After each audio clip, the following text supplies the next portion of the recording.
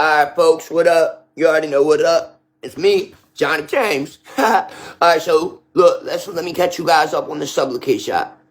Alright? I've been on it a little over 3 weeks now. Okay? Listen, it's been working just fine for me.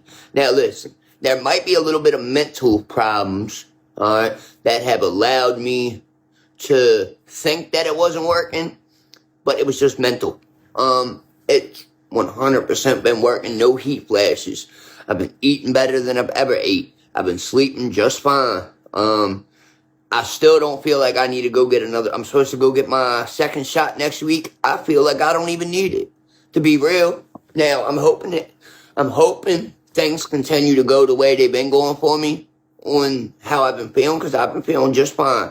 Now, whether or not that's going to wear off, I have no idea.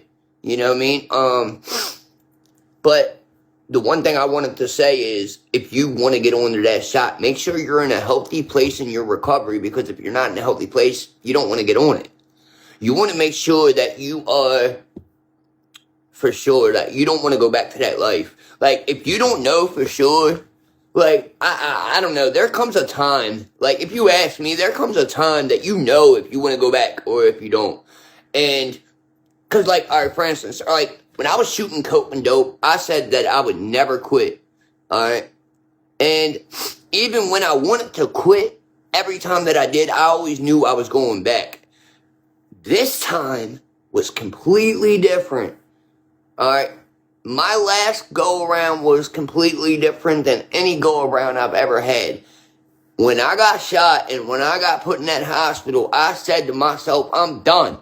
I'm not going back to that needle, and I'm done with that life. Now, also, I was also given an opportunity to get a house, and I was also given an opportunity to get away from Baltimore City, so I jumped on it. I hopped on it real quick, you know what I mean? I hopped right on that bandwagon, and I took off. You know what I mean? And I never looked back.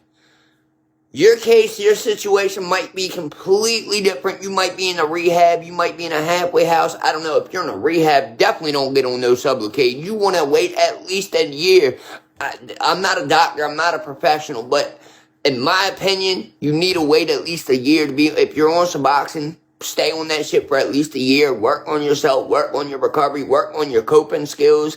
Because there's going to come a day in your life that everything is going to crash on you. And I promise you, I didn't believe it myself. I said, no, fuck that. If I'm working in recovery and I'm doing everything I'm supposed to, nothing's going to ever happen to me. And I was completely wrong. I was wrong by a long shot. Just because you are in recovery, just because you're a good person, just because you're doing good shit does not mean everything is going to be good around you.